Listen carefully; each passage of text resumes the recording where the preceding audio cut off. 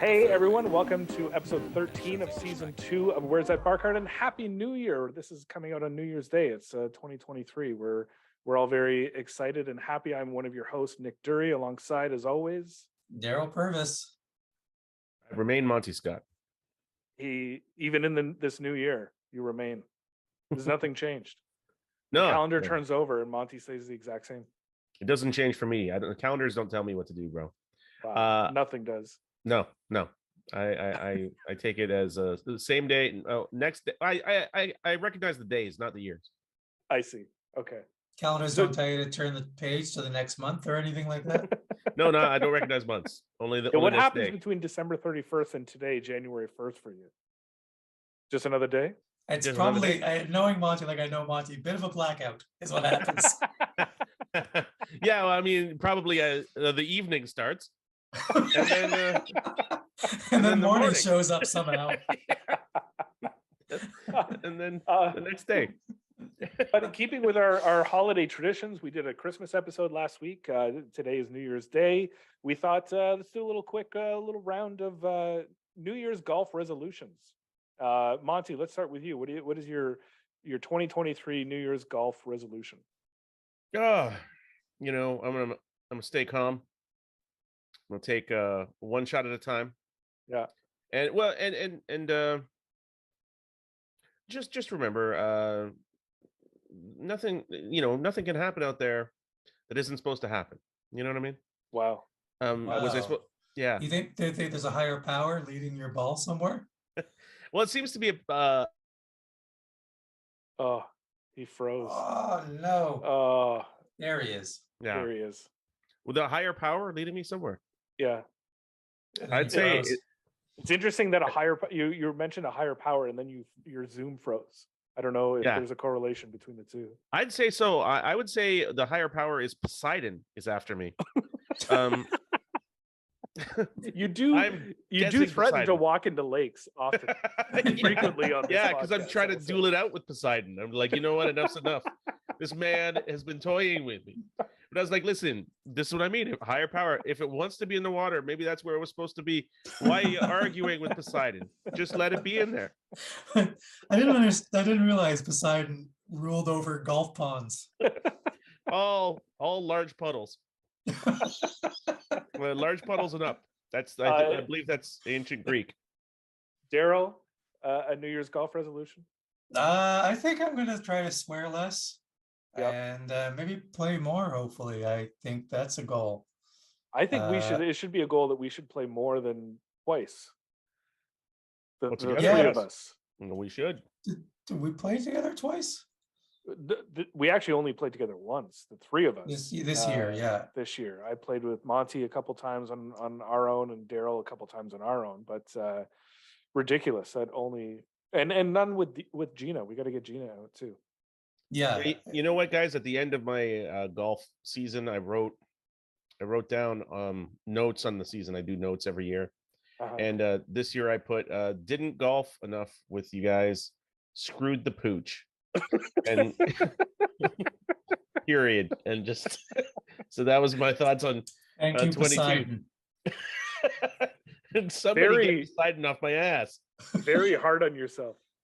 And Nick, what's your resolution? I got to be less anxious on the golf course. I don't always show that I'm anxious, but I'm often anxious. This is more of a general life thing. I don't know why I'm offering this on the start of the podcast, but I got to just be calm, breathe, just be calm and just be, and just enjoy it a little bit more, because I'm not always as present as I need to be. What's your anxiety? What's going on? What are you thinking when all of a sudden you're anxious? This is a deep beginning now. It really is. Well, it's a New Year's. I mean, part of it is worrying about screwing up, which is I shouldn't be worried about that. Part of it is expectations I've set in my own head that I can't maybe live up to, and the other is just I generally feel anxiety that is not caused by anything, and so that sucks. Sometimes when I'm on a golf course, which is supposed to be my happy place, and all of a sudden anxiety rears up for nothing triggering it, and so it's something I got to deal with. Well, I don't know what to say to that. It's Happy New Year, everybody. Well, if you think so depressed. if you think worrying about screwing up is what's making you screw up, I should probably worry about screwing up more, I guess. I suppose Maybe I so. haven't done that enough. But let's pick things up. We've got a fantastic guest. We don't need to delve into all of our individual mental health crises, as it were. Crises. Crises, plural. Our guest this week is Mr. Scott MacLeod. He's the editorial director and associate publisher of Flagstick Golf, which is a website that's been around for several years. They just launched a podcast since when early 16 years. I think that 1996 they started their magazine. Right. Yeah. And so so they've been around for a long time. Scott joined us from his home in Kingston, where he has a simulator apparently that he invited us to. That is definitely happening. He also offered to stock a fridge full of beer for us, which I don't know. Some of the best. Also added to my New Year's resolution and get to Kingston more. Goddamn right. Yeah. Yeah. You never think that on your list of things to do in the new year is get into a Kingston garage more often. It is. So if you're if you're obsessed, if you're into golf at all, just go on Flagstick. They've got so many resources. They cover the sort of Eastern Ontario, Western Quebec sort of region of this country. Features on up and coming players, really interesting content, good podcasts that you can watch on YouTube, all kinds of good stuff. So and we should say thank you to Comedy Records for hosting us on your YouTube channel. If you guys like watching podcasts, we're on there every week. We drop a new episode on YouTube every week. So thank you, Comedy Records. It's been a pleasure. Yeah. Oh yeah. Big ups to Comedy Records. And that's it. Let's get into this week with Scott MacLeod. Welcome, Scott. We're very excited to have you on. We noticed because Daryl and I were talking ahead of time. You've got a podcast out. The Flagstick podcast, it's called, but only about 30 episodes, 35 episodes, I think, at this stage. Yeah. So is this like a rebranded one? Because you've done one before. Yeah, I did one with another a partner for a while. We did one called Tea Talk. We did for about 151 episodes. So we did that for 3 years. Been on lots of other people's podcasts, but realized, hey, let's do our own. And then this one, basically, it not only rebranded, I'm doing it with the publisher of Flagstick Golf Magazine. We decided that maybe he needs to get out of the office and actually do some work. So, he's actually doing some stuff out front as far as media now. But yeah, we started, rebooted that this year. And yeah, it's been fun. We mostly focus on, Eastern Ontario, Western Quebec sort of things for that podcast. A lot of the Canadian topics and stuff as well, but just, sort of, it's fun, but we don't dig into too much of the PGA Tour. And that's what we did on our previous podcast. We had, lots of caddies and players, and while it sounds like it's fun to interview somebody like Gary Player, until you have to edit it for particular things, then it becomes a little bit more interesting. But yeah, it's been fun. So tell us what you edited out. What did Gary Player say?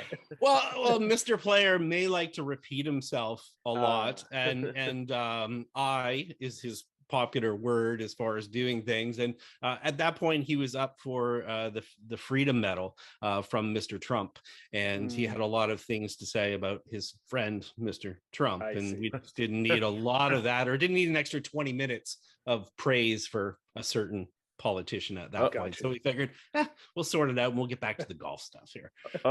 I'd have to disagree, Scott. I want to hear 20 minutes of Gary Player talking about Trump. 110%. That's still available because there's still 20 minutes of him doing that. So yeah, that is amazing. It was something. Yeah, he was just bored during the pandemic, and his agent reached out and said, you know what? He's hanging out at his daughter's house in Philadelphia, wants to do some podcast. Do you want Gary Player on your podcast? Holy cow. Sure. Okay. Yeah. So, yeah, I guess so. Well, to show you the difference in like professionalism of your podcast versus our podcast, I was watching a couple episodes today, and then I remarked to Daryl before we started, I was like, Daryl, they're sponsored by Strixon. Can you believe that? It's a golf company that sponsors a golf podcast. Can you believe that? Don't worry, we had Bet Stamp reach out to us as well. So Good. We've had other people reach out to us, and then we just never responded. No, Yeah. we did, and then they didn't respond to us. It was like NordVPN. Oh, no, we're not going to have NordVPN anymore, I guess, after they hear this. But no, it would be a dream to have an actual like golf apparel or golf equipment company sponsoring this. That would be. Well, you hang out in the golf industry for 30, 40 years. Yeah, I suppose. You So. meet Maybe it'll the come right to you. people? Yeah. Yeah. So I'm pretty excited for 2050 when we finally get that switch on. I should have mentioned to you guys, like, Callaway had been bothering me for a couple of months, and to stop playing their clubs. Is that Yeah. what they were talking about? Stop stealing our shit, Monty. No, I said, listen, it's not a Scottish oriented podcast. You wouldn't be interested. You know what I mean? And they're like, I was like, anyway, later. I guess I didn't know they made golf equipment until recently. Nice. California, no less. I want to dig into the history of Flagstick, but sure. First, your history, Scott. Where'd you grow up, and how early did the game of golf come into your life? I was a military kid, so I bounced around most of the country, lived in half the provinces. And that was great because I got to see a lot of parts of Canada. Originally, my parents are from Prince Edward Island, so that's sort of where I call home, even though I lived in Ontario for most of my life. But I was 10 years old, and actually a buddy was going to the middle of a field in Saskatchewan. This was in 1980. I was 10 years old, and said, hey, we're going to take my dad's set of clubs and we're going to go down to the field and we're going to hit some balls. And I'm like, okay, whatever. What else are you going to do? It's the middle of Saskatchewan in July. I mean, sure. It's 47 degrees out. I mean, hey, let's go out into an open field where it's really, really hot and, swing some metal objects. It's amazing you guys could find a field. That's shocking. Yeah. No flat spots at all. Nothing. We could see our golf ball like run down the field for like, a week. One in PEI, a golf ball's in PEI at the time. You saw it? Is that? Yeah, pretty much. So I got to play at a local golf course that had sand greens. Eventually, it was like $3 to play. You just put the money in the honesty box. I did check on that golf course a couple years ago, and the green fee is up to a whopping $5 now. Oh my god! And they do have AstroTurf greens now, so they have upgraded. So, but that's where I got sort of my first taste of it, and just decided I loved it. Didn't play a lot from like 10 to 16. My parents didn't really play. They had clubs and, they'd get invited out to go play, but it wasn't a case of, everybody in my family played golf or anything like that. And then we happened to, I'd hit balls in the backyard every now and then. I thought, oh, this is neat. But we were living in northern British Columbia in a place called Haida Gwaii, formerly the Queen Charlotte Islands.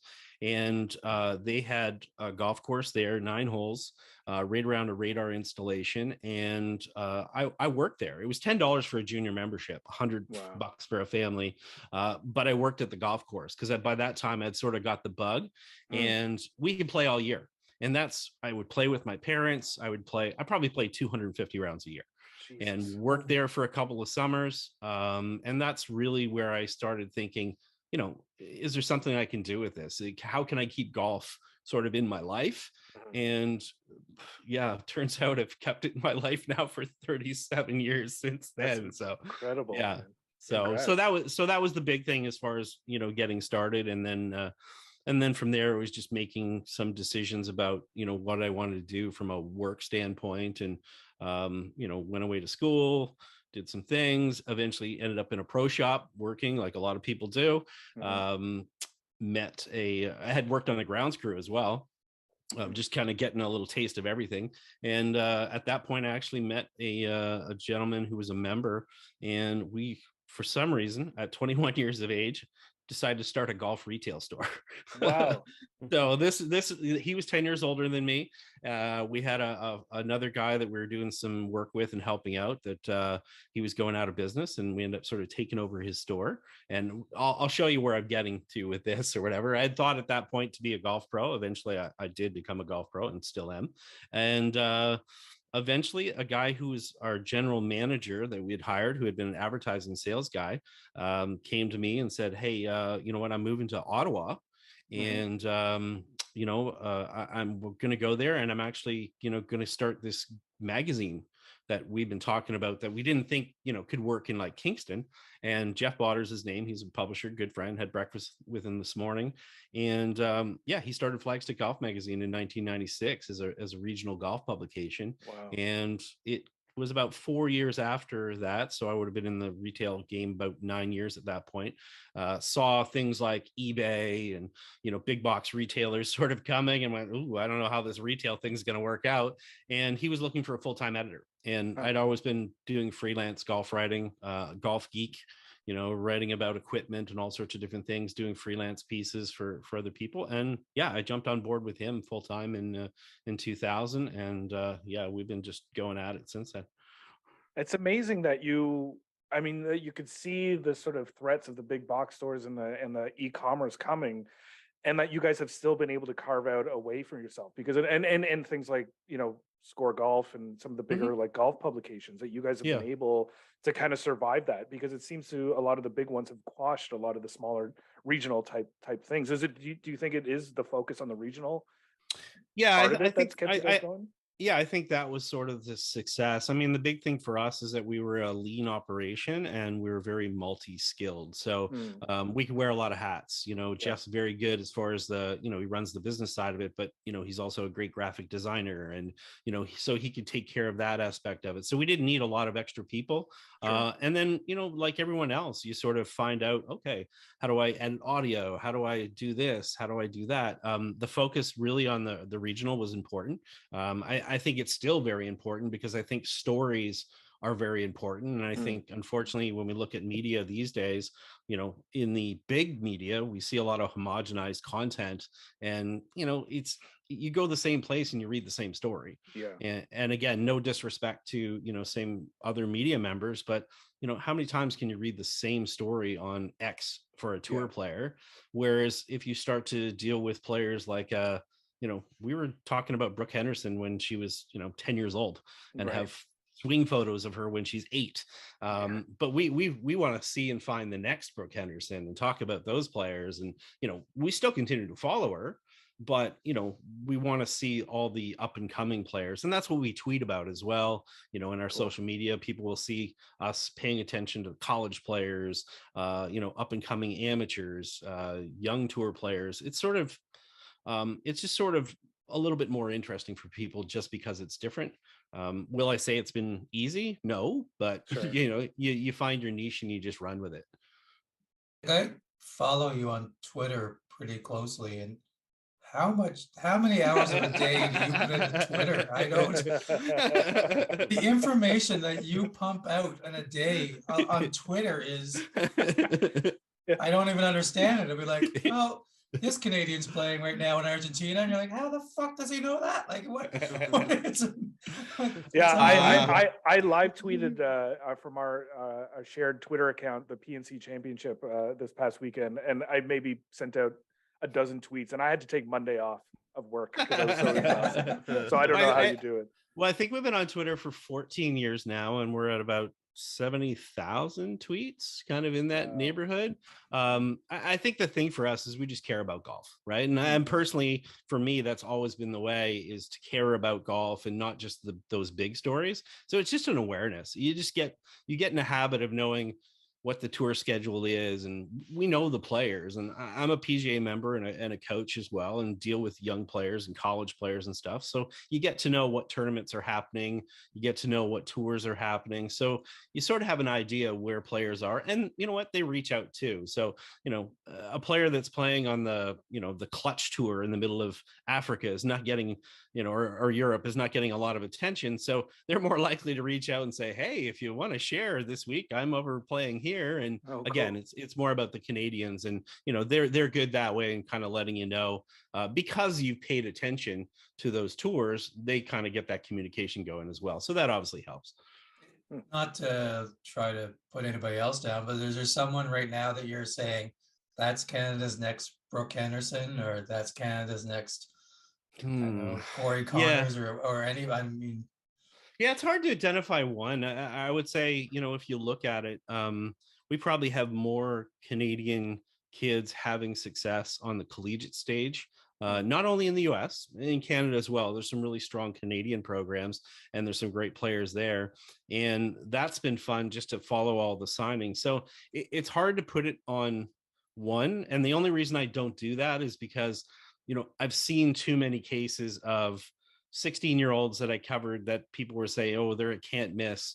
And, now good luck trying to even find that person. Sure. It's a hard game. It's a really hard game. And, there's no guarantee of success. And, going out and watching these players and seeing how many more players there are out there now to compete against, it just makes it even tougher. So there's a lot of up and coming players, but I definitely wouldn't just sort of let's put it on one for sure at this point.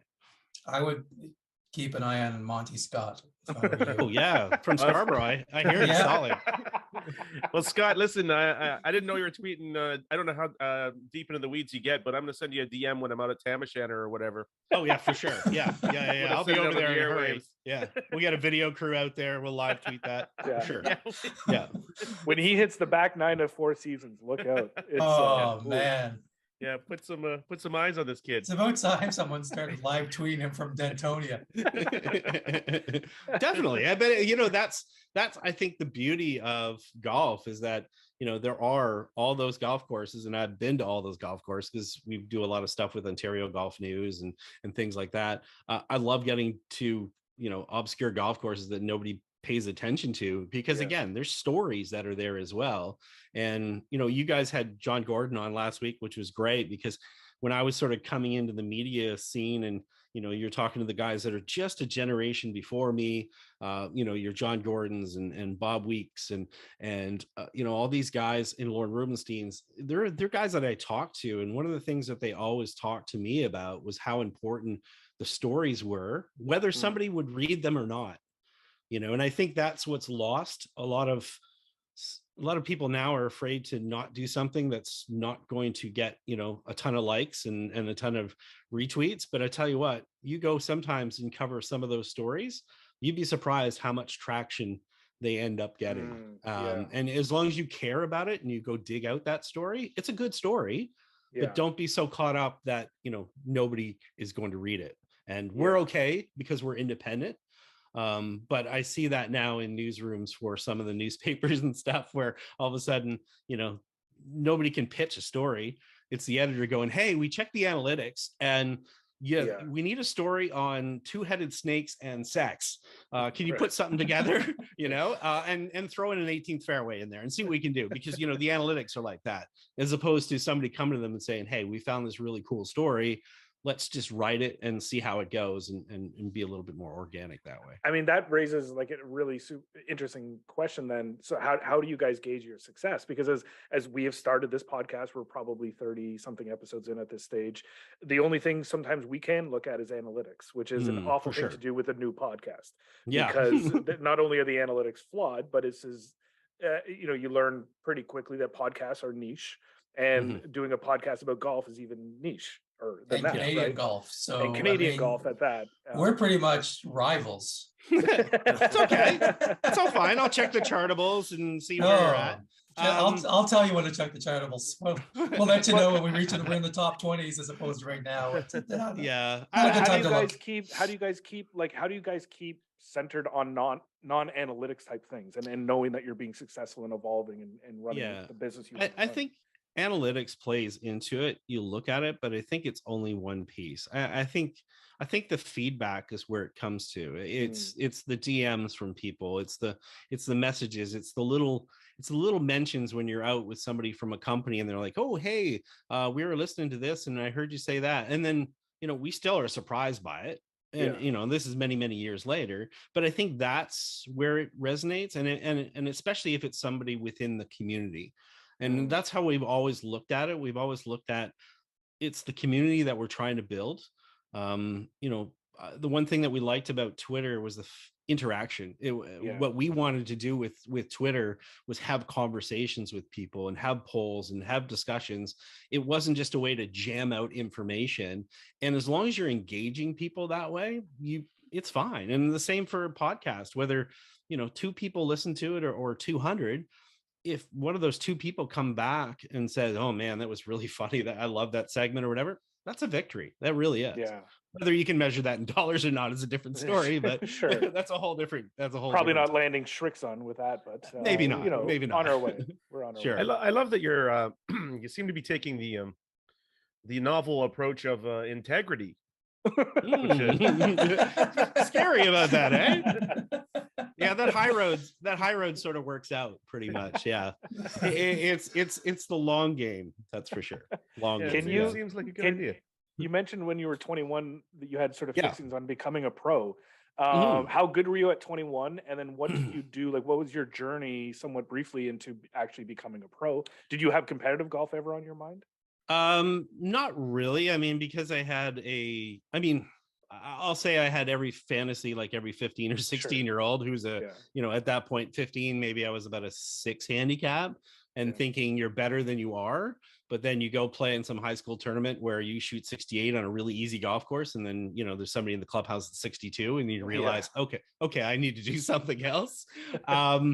So, quickly, kind of got away from the, thinking about the playing route. So when I was thinking about pro, I was thinking more about teaching and coaching. And I was always interested in coaching and helping people. I played a lot of sports, was deep into volleyball as well, was involved helping out with coaching with that. And then what ended up happening was at the same time that I was trying to do the retail store, I had a mentor, Merv Costello, who was a longtime PGA member, a lifetime PGA member, who used to work for Gord Brightson at Scarborough Golf and Country Club. But he to me, he was great because he felt at that time that I shouldn't sort of go into the pro shop route. And he said, maybe there's some other things that you could possibly do. At that point, the way the apprenticeship worked for the PGA of Canada is you had to be working in a shop. You had to do certain things. And so as soon as you weren't in that shop environment, that sort of pathway was gone. But I always harbored the thoughts of, being a PGA coach. So long story short, or short story long, as John would say, what happened was eventually, as I was doing the media side of it, they started to change the category within the PGA of Canada. And I was helping out with player development programs with Golf Ontario and doing assisting a lot of things, doing a lot of non-pro things.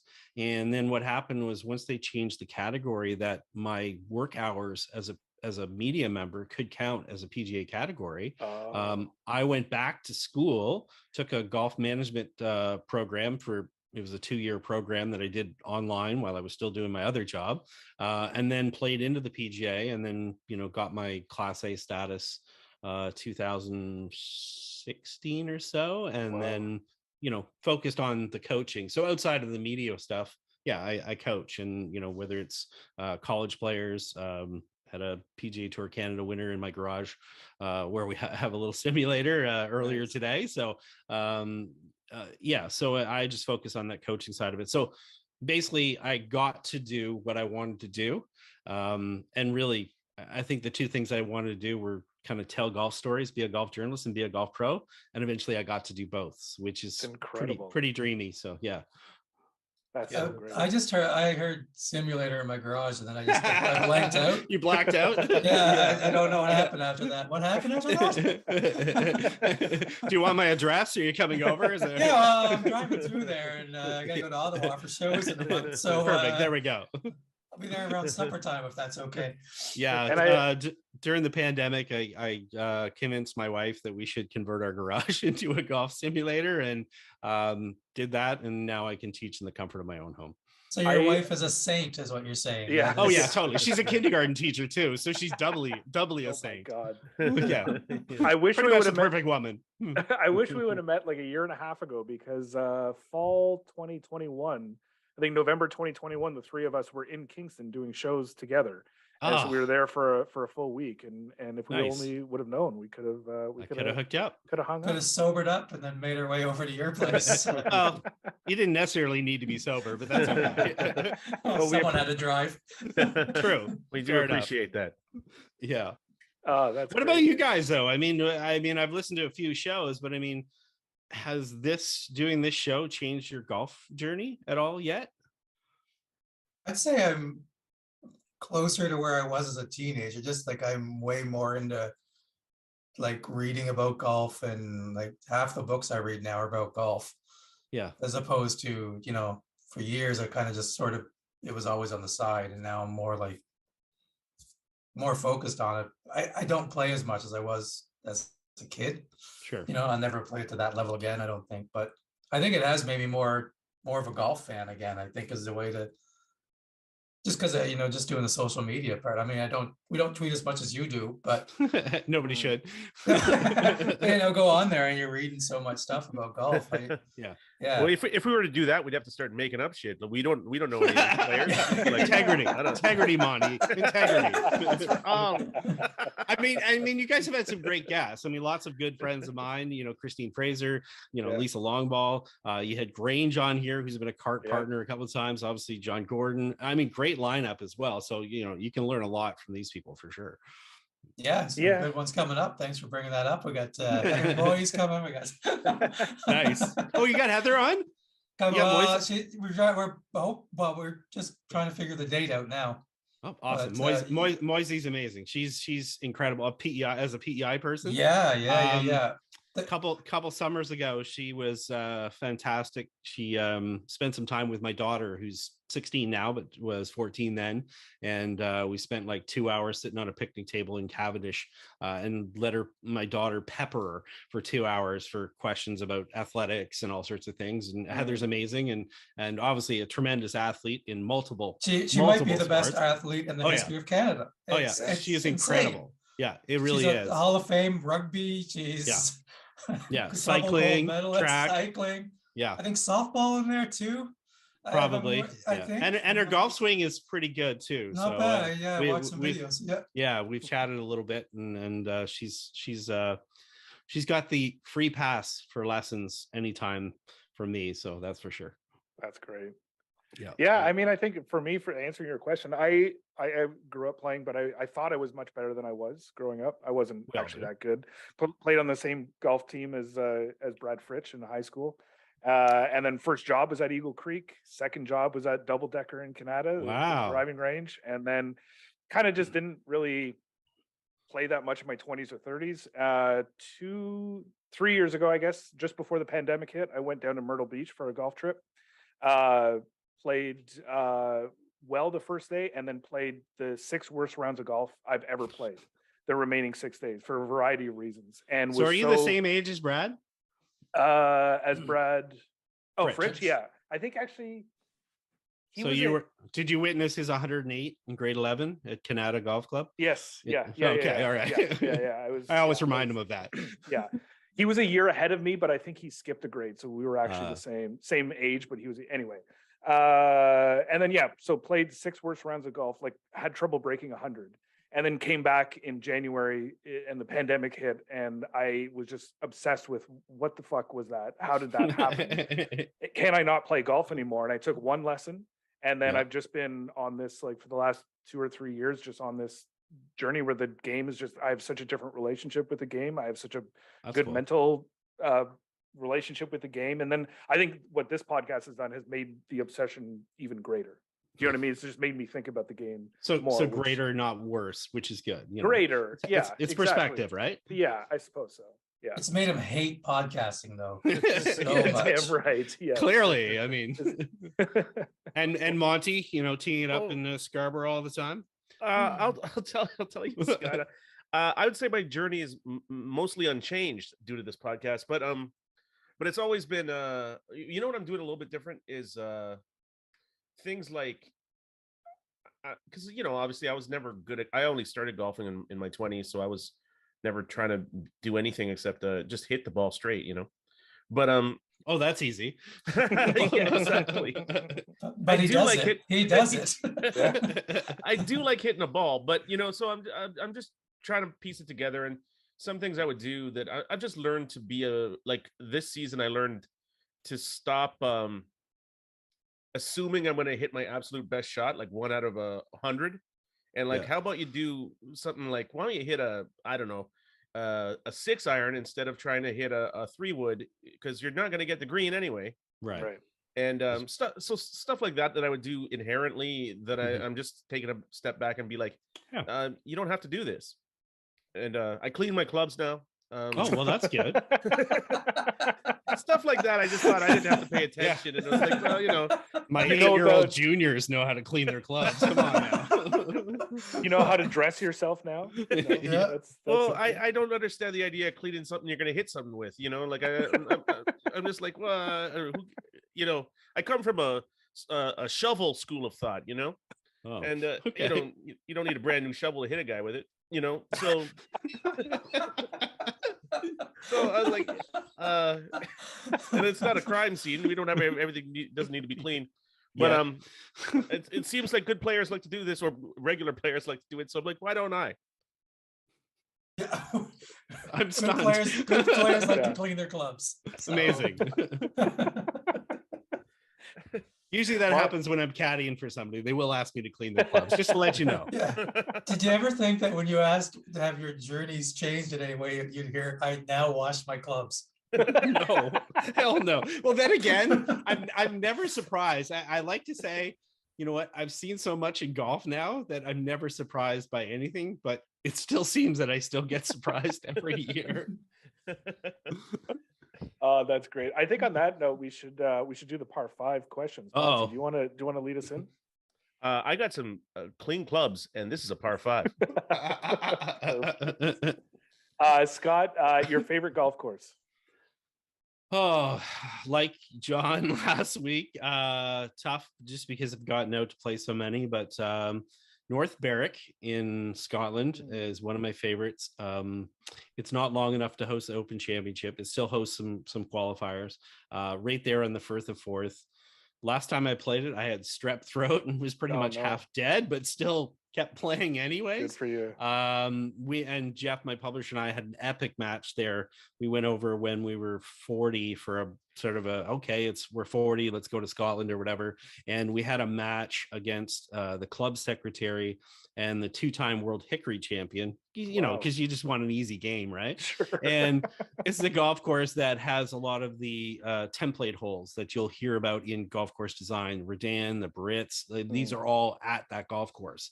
And it's just fun. It's quirky. It's right there on the water. It's you play over walls, literally. Wow. There's a wall next to the green on the 13 called the pit. You can actually chip down and play through a gate if you're too close to the wall. But it's that quirkiness and that fun part that makes it interesting. And that's why it continues to kind of, have my heart every time that I talk to Scotland or talk to people about Scotland. I'm like, North Berwick, have you played North Berwick? And yeah, it's pretty special. So yeah. Your business partner, Jeff, is he a good player? Like, are you guys competitive when you get out there, or is it friendly? Yeah, I mean, he contended in his club championship a couple times, Greyhawk in Ottawa.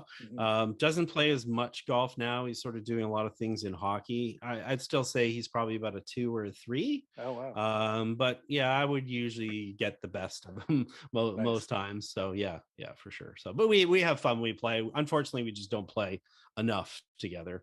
We used to do road trips every fall, and we'd go and play more golf than we needed to play in a short period of time, especially with each other. But we'd get to some cool locations and just turn into golf geeks for a week and a half or something like that. Whether it was, all 8 at that time courses at Pinehurst, we played in like 5.5 days. Snuck a NASCAR viewing in the middle of that, all sorts of different things. We'd go on these epic road trips in the fall, and they were fun. But maybe we'll get back to that now that we're a little bit more past the pandemic stage. That's great. Let us know when you do. We can come over and use your simulator. Then. Oh yeah, for sure. I'll just leave the keys. You want any particular type of beer or beverage you need in the fridge, or you okay? Surprise us. Okay, Yeah. all right. I'll see what I can host. do. Shockingly very easy. What do you have a home course in Kingston now? And I guess the follow up is, have you played Christine Fraser's family course? Oh, of course. Yeah. Christine and I go way back. I've known her since she was early teens. Wow. So Camden Brays, yeah, I've known for a long while, and she used to work for Accra Golf Shafts, which is actually owned by True Temper now. They're here in Kingston, and we used to play together. They had a league for their business. They would basically go and have a league once a week or whatever. And Christine was often my partner, actually. Nice. So yeah, we've spent lots of time together. She's one of my favorite people. She's just so talented. It just continues to blow my mind.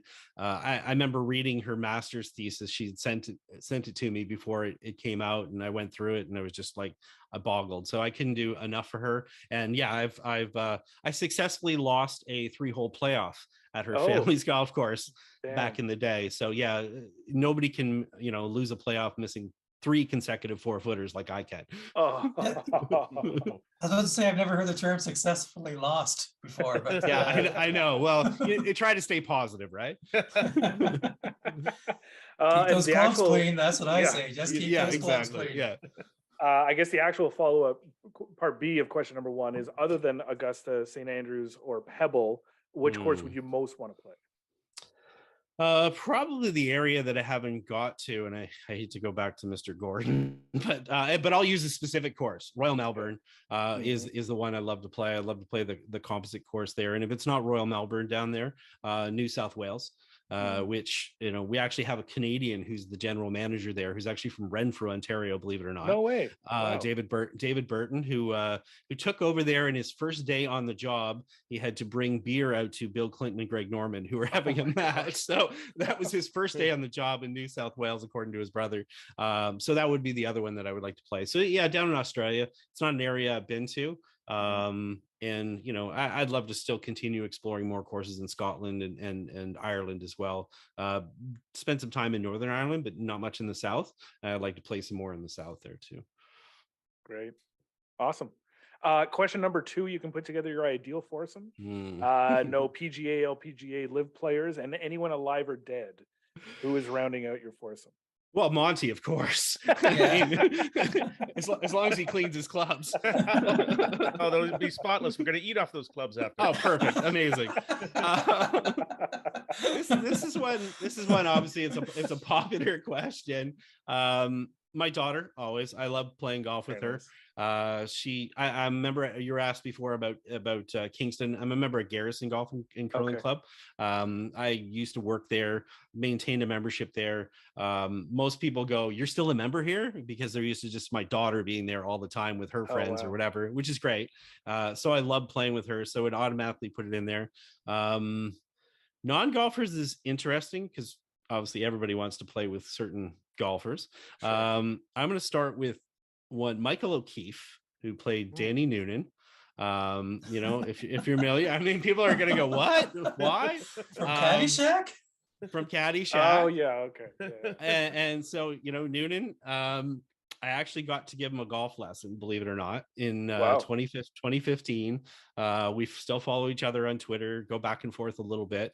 It just so happened that I was on a TaylorMade trip, and we were at Riviera, and there's a Pro-Am was going on, and Mark Zucchino from Golf Talk Canada got to play in the Pro-Am, and he got paired up with Michael O'Keefe. And I thought, oh, this is cool. And I could have stayed back at the hotel because they were teeing off in the dark, basically. And I'm like, no, there's no way in hell. I'm not going to miss this. I want to go and see it.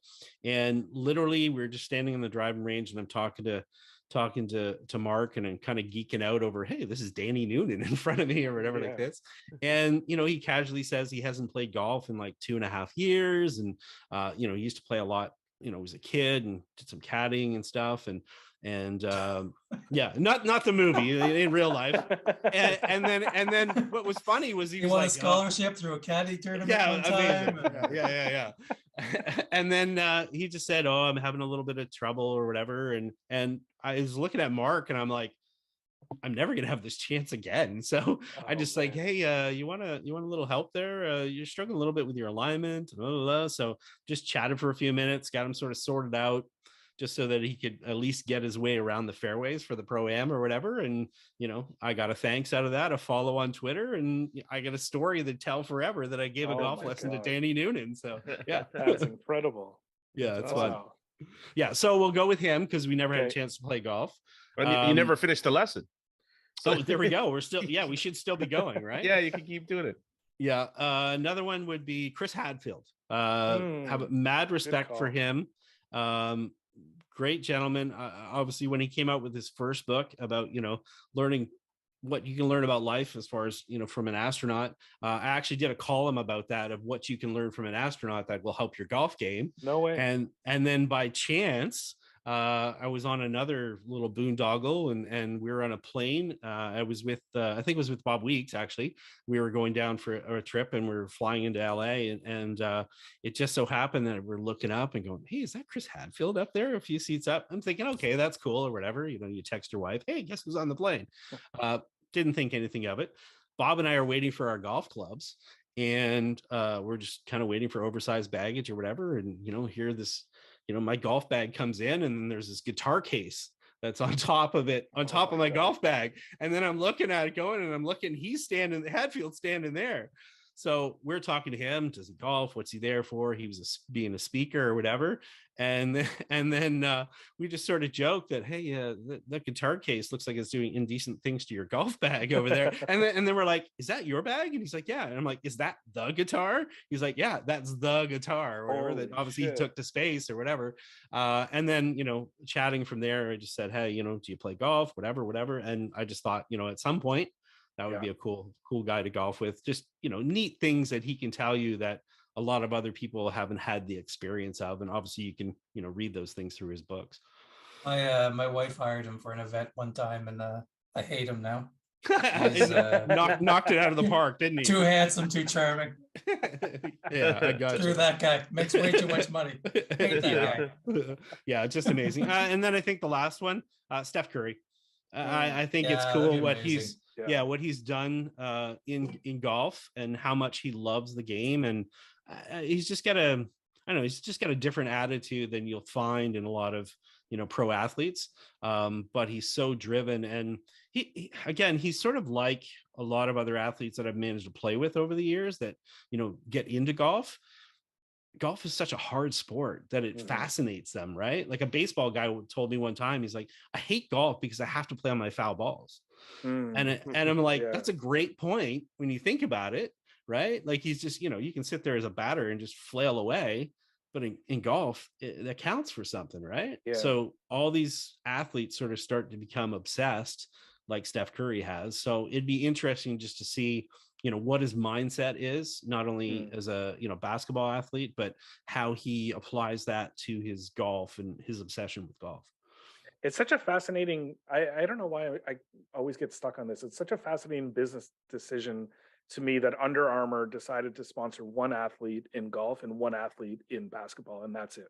Yeah. And that Steph happens to be that good at golf. I don't know if they knew that ahead of time, but it's just a really interesting, because they're so pervasive. They're not a fringe player in golf. You walk into a golf town, whatever, and everything's Under Armour almost outshines Adidas at this stage. Yeah. But it's just a really, I don't know why I always think about that. It's weird. No, it is interesting because you think about it. I mean, obviously, Jordan Spieth, you think they'd grow from that into other players. Yeah. You think they would have said, oh, all right, let's engage the women's market, or, the Corn Ferry Tour or some other tours. You've got so many younger kids that are more familiar with the brand now, that have grown up with the brand, that would probably be more than willing to promote it at the professional level. So you're right. That is a little bit of a mystery, really. Yeah. Maybe Spieth can just drain threes. Maybe he can. We just do a little crossover. Yeah, they're just interested in guys. We want we want our golfer to be decent at basketball, our basketball player decent at golf. Period. That's our business strategy. I like it. Yeah, could be. Scott, on a hot summer day, what are you ordering from the bar cart, if anything? Oh, well, you got to have something, don't you? Excellent. I mean, I'm not a guy to have a lot of beverages on the golf course, especially if you're playing competitive golf or whatever the case. I would probably, a good cider, like a good strong bow, a little bit of ice in there on a hot day. On a hot day, yeah. On a hot day. Might be different if I'm in like the UK.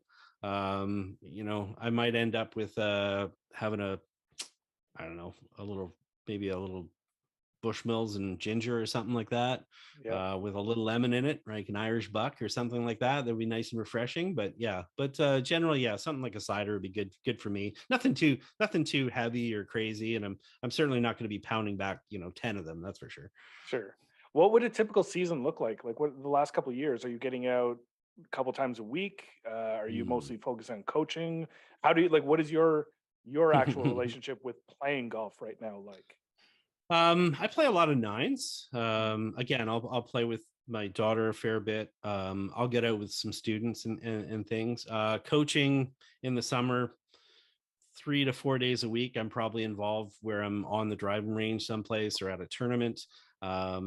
Maybe a case of following a student at a tournament. It could be a case of doing video stuff, because the thing is now they're all over the place for tournaments. I mean, student working with today who's he's a pro and he's down in Texas, so you're doing online coaching with him, and maybe another athlete who's in Wisconsin, another one's in New Mexico or whatever. So there's no timeline for that stuff now. It's almost like 24/7 wherever they are.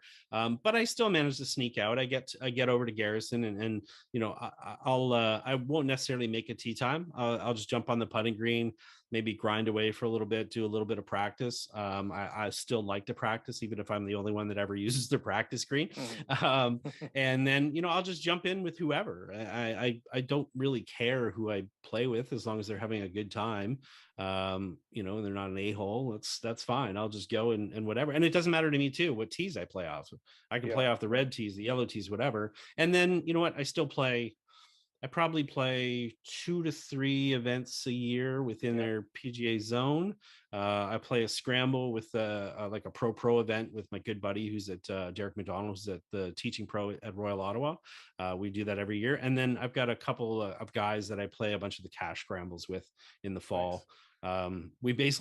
We got dubbed the Miracle on Grass a few years ago because we're all over 50. One guy's an ex-pro, another guy's an ex-college player, but we happen to beat a bunch of the young kids at some of these scrambles. So they, we're making fun of us or whatever. And we seem to do okay on some of those fall scrambles. So that's really how it goes. Probably we'll call it 40 touches on the golf course during the year, whether it's 9 or 18 or whatever. So still good, not the 250 rounds, but enough to keep me happy. Question number 4 is you can answer either the angriest you've ever seen someone on the course, or how do you keep from losing it on the golf course? Well, I've seen a few. I can imagine. Over the years.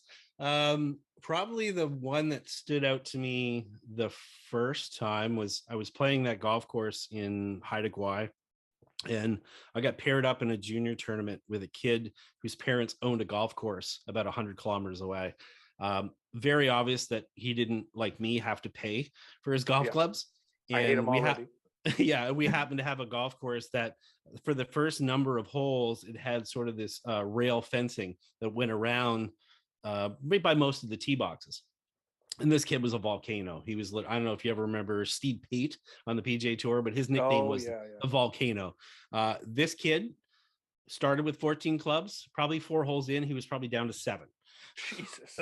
Like, didn't care. Wow. Just, 2-hander, bad tee shot, 2-hander over the rail, snap, throw it.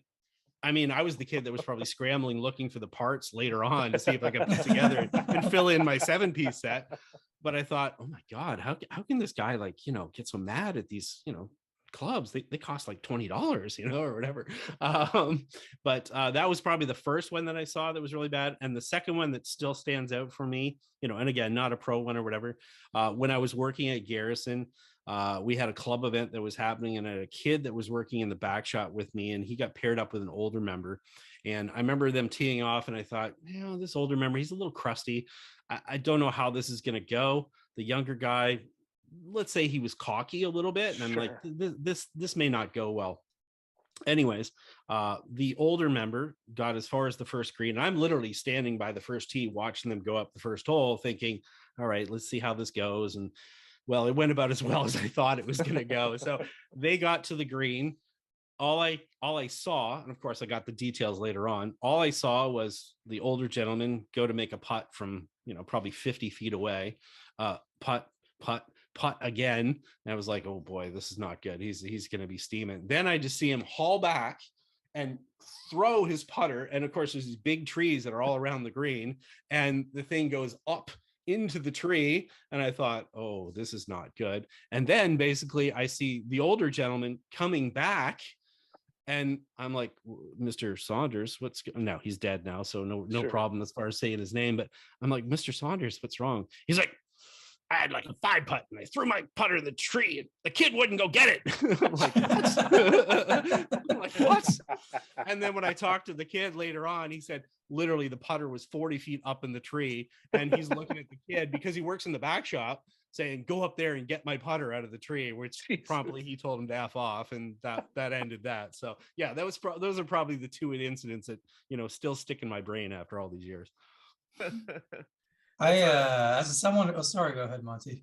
No, as the kid's like, I'm not an arborist. What the hell you want from me? Exactly. I didn't bring my chainsaw and rope. I won't pass the safety check. I'm sorry. As someone who lost 2 clubs in the same tree and would never to be returned to him, I feel for that guy. I know. Yeah. And Daryl asked me to retrieve him from the tree, and I told him I'm not an arborist. I told you before, Daryl. And the second part of the question has to do with something I did when I was 18, where I sort of vowed never to get mad again on the golf course. And, if people are watching this on YouTube, they will see the shape of my fingers that this one basically sticks out here. I happen to be working at a municipal golf course here in Kingston that is now closed. We had a temporary green on this par 5. I was playing with a few savory characters for some money, let's say. And this temporary green, I missed the short putt, flipped my putter down. While I was down on the ground picking up the putter, I decided, hey, let's punch the ground. Let's see how that goes. Oh, no. So things got a little woozy. I got to the next tee. I went to grip the club. I passed out. I ended up in emergency with a broken hand. Don't punch the big ball, by the way. So basically I ended up missing the first part of my college volleyball season because I had a broken hand because I punched the ground after missing a short putt. And on top of that, those guys still wanted their money when I went back a couple of days later. So that was my last moment of anger on a golf course. My favorite part of that story is you refer to the earth as the big ball. Yes, exactly.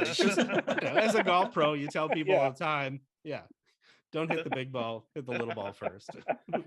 I've punched a golf cart. I don't think I've ever punched the ground, though.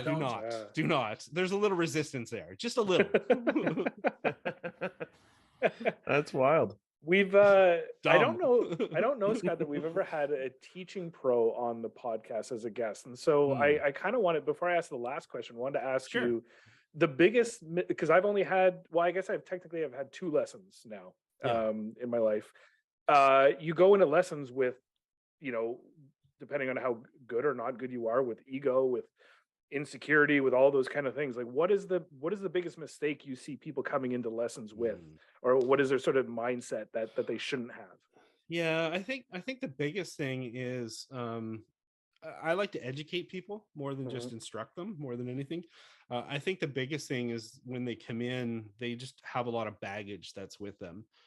They've heard a lot of things. They've never dug into the why.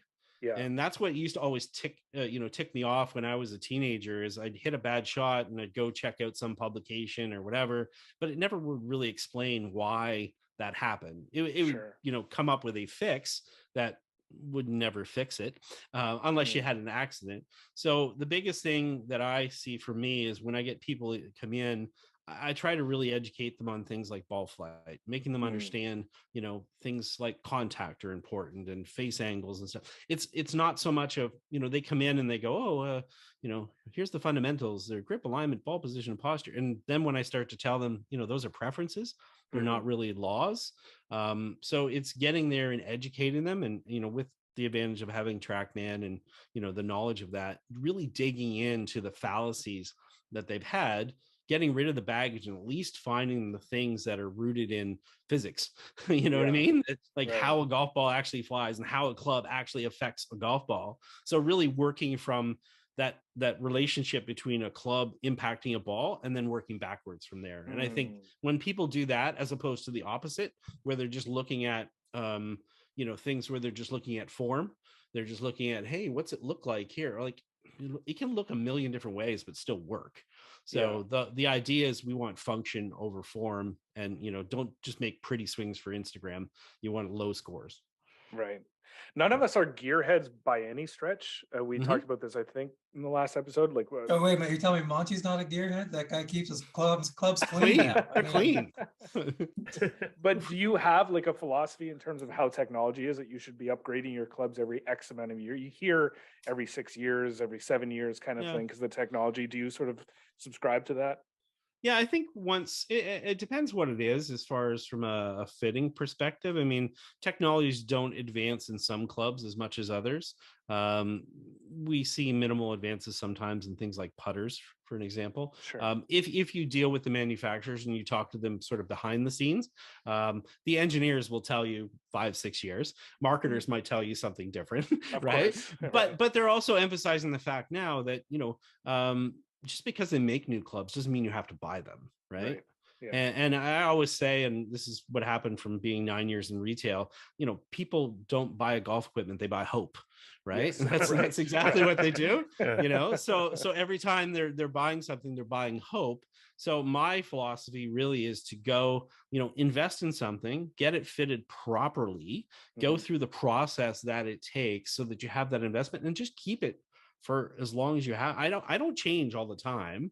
I have the opportunity to change all the time, but I might have a 3-wood that stays in my bag for 6-7 years because it works. It does what I need it to do. Hitting it 2 more yards is not gaining me any strokes. So I'm more of the case of, invest in it, get it done properly, and then stick it out with it, and realize and understand the golfer can overtake the equipment. So you need to invest in your golfer, more than you just need to invest in equipment. And people can go out and get great used stuff and just have some good quality instruction, and they'll get more out of it.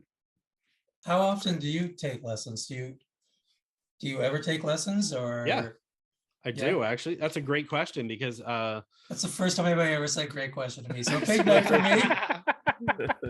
Well, it is. I mean, I think a lot of people, they think, congratulations, Daryl's quitting the podcast. Yeah, it's it. He's done. He's peaked. I think a lot of people sort of forget that you're always on a journey of learning. So I always spend lots of time. And I'm fortunate, like I said, my buddy at Royal Ottawa, we push each other from an education standpoint. So we go to a lot of seminars, we do a lot of things. I still have a putting coach that, he was a guy who taught me in 2014. It just so happens now he costs a lot more because he is a putting coach for like Justin Thomas and Cameron Champ and a few other people. But I mean, he taught me a lot, not only from a coaching perspective, but for what I can do in my own game. And then from a swing perspective, we have a lot of our pros. We go back and forth all the time. We send each other videos. We talk about concepts of different things, just going through ideas. So, I may not stand on the range for an hour with someone and be going through things, but I would say I'm learning something probably 20 or 30 times a year, that I'm doing something in the sphere of education, whether you're doing seminars, part of a little bit of a network right now where we're doing regional ID coaches for Golf Canada. And we just had a session 2 weeks ago online with Satchel McKenzie to talk from Antigonish, SynFX, the biomechanist. There you go. To talk about, the stack program they have as far as gaining speed and so forth. There's always tidbits that you're learning. And I think, once you stop doing that, and it doesn't matter, you guys know it for your craft as well. If you stop learning, you're dead, because your audience gets past you. If you're a golf pro and you all of a sudden have 18-year-olds coming in and telling you stuff that you should know, that's not a good scene. Not a good scene. Yeah. Great point. Last question, I guess. Favorite golf moment? Either is something you experienced personally or watched on TV. Wow. Yeah, I know. There's a couple that are there. Yeah, I would hope so. Just a couple. Yeah, and there's been some great ones, even just this past year, whether it was, Lori Kane, obviously, retiring, and I walked the last bunch of holes and stuff with her. I've had some amazing trips. I've been lucky to, sit down and do interviews with like a Rory McIlroy, a couple times and stuff. Those are really cool things. But I would say this year, I had one that really stood out for me. I have a student that unfortunately was involved in the University of Southwest tragic car crash earlier this year, where a lot of his teammates were killed, and his coach as well. And Hayden Underhill is his name. And one of the things that when he came back from that accident, that happened in March, he was determined to get back out there and play golf and do things as much as he could. And he was fortunate over his teammate Dayton Price, who had burns and so forth, who's actually playing a golf tournament later on this month. Wow, which is really, really great. Cool. Amazing. 8 months after that accident.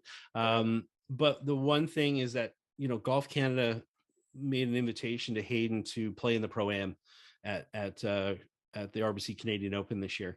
And so I went up and spent the week with him, and I caddied for him in the Pro-Am. Wow. And we played with Nick Taylor for 9 holes, and Nick had raised some money and donated money to Hayden's cause. They had a GoFundMe to help him and his family out. Just, he spent time in rehab down in Texas and everything, in the hospital before he could come back. And Sebastian Munoz and Gord Sinclair from the Tragically Hip played with him. And Gord's a great guy, Kingston guy, used to be a customer at the store, and it meant a lot to him to be part of that as well. But just seeing Hayden walk those fairways, and I just, I had the bag on my back, and I've caddied a bunch of stuff over the years, but that was one of the most enjoyable, because I just sat back there and took that in, understanding and realizing that just months before, this kid was involved in a horrific car crash that, changed the lives of a lot of people. And here was a chance for him to sort of enjoy it. His family was there for the week. They got to enjoy everything courtesy of Golf Canada. They got up to stay in the box and watch the whole event. But just to see him out there on those fairways, talking to the players, getting, adulation from the players, and it was really cool to see. So that was probably a very special moment for me. And I've definitely seen a bunch out there. So that one hit me hard. That's amazing. Yeah, awesome, man. Yeah, usually when we ask that question, it's like Jack Nicklaus, 86 or something. Well, that's emotional. Do you want a Nicklaus story? I'll tell you a Nicklaus story. Yeah, sure. Okay, Harold wasn't fishing.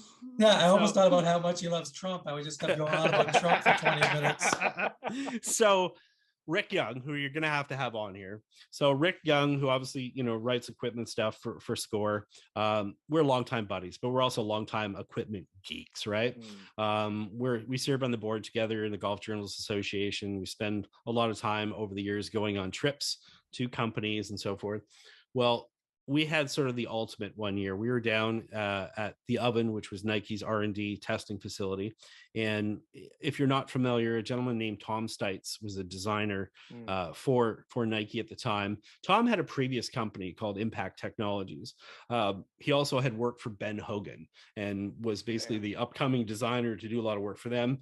When he worked for Impact Technologies, one of the companies that they did engineering for was Jack Nicklaus. So this is leading into where I'm going, because now he's at Nike. So Tom, who's got this amazing office, he's got this huge archive of golf clubs and 40 million patents on his wall, knows how much Rick and I would appreciate anything geeky as far as equipment is concerned. So he basically pulled us away from the rest of the group and just said, hey, come with me. So we went to the shop for their lead grind guy, a guy named Mike Taylor, who does all the work on, Tigers clubs and stuff like that. And just is legendary.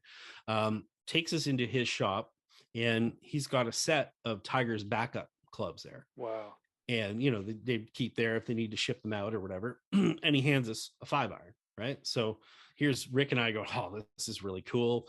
We've got Tiger's 5-iron in our hands, it's in there in your hands for a few minutes. And you're like, oh, this is really, really neat. And then he's like, all right, we're going to my office. I'm like, okay, fine, or whatever. What's going to top that? Right. So we go into his office. He owns Ben Hogan's last set of irons. Oh my God. Wow. So he hands us Ben Hogan's 5-iron. Jesus. Cool. Then, to top it off, we got the triumvirate.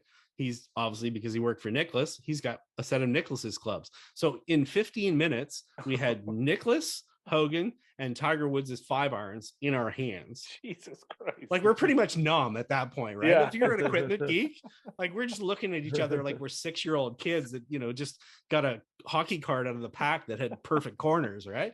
Like, it's just like, oh, what is this?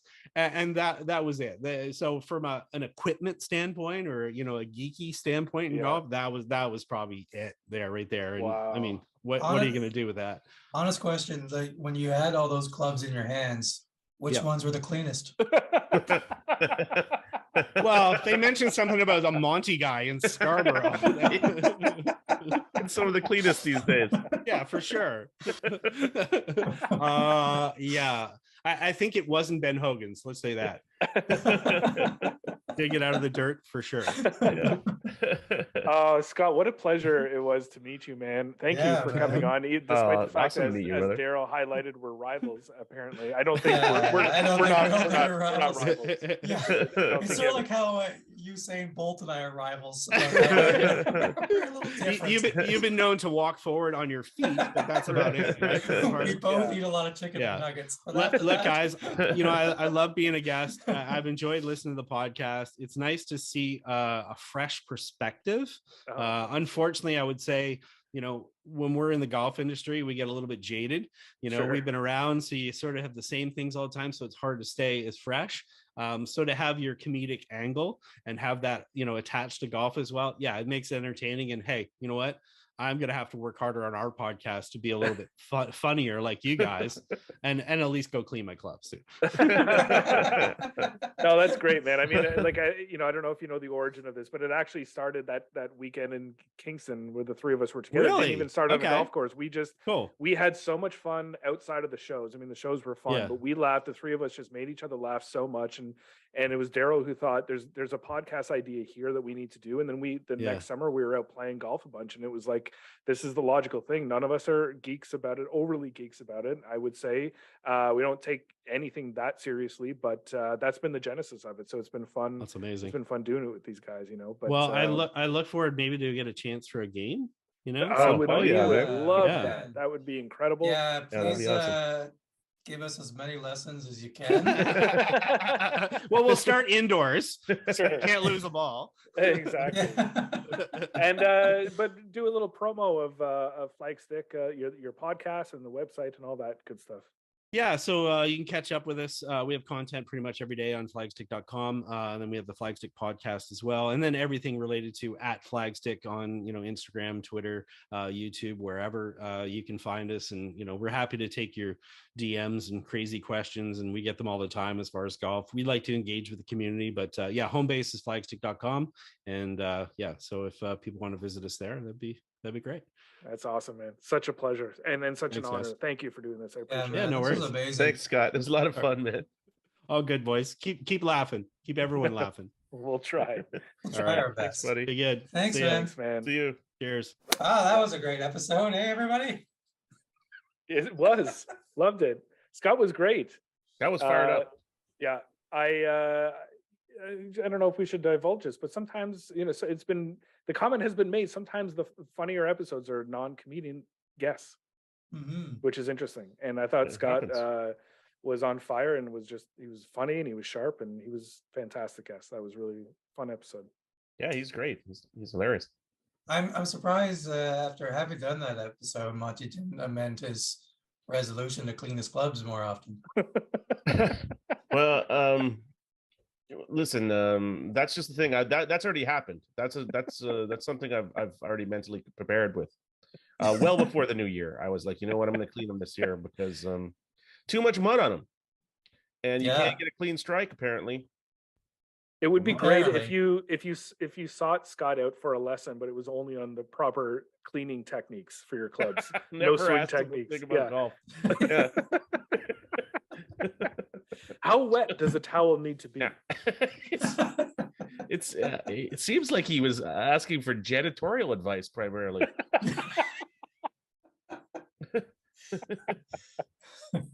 Thanks for listening, everyone. Again, Happy New Year. We hope you are having a lovely holiday season. dreaming of golf if you can't golf, and if you're able to play golf, keep playing well out there.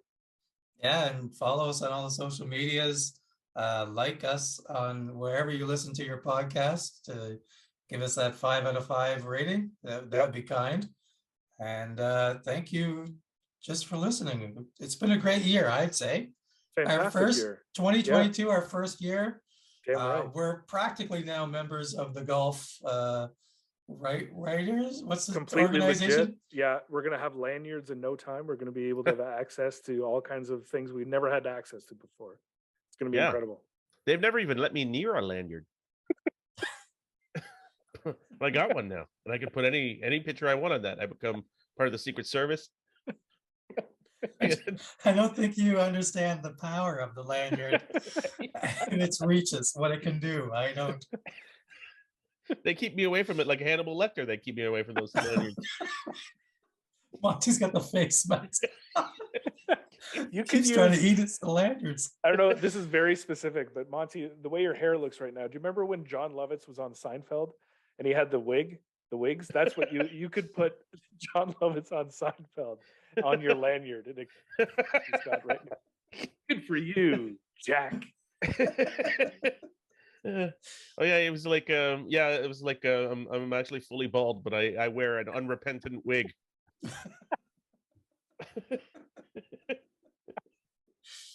Yeah, thanks everyone for listening. We'll see you next week.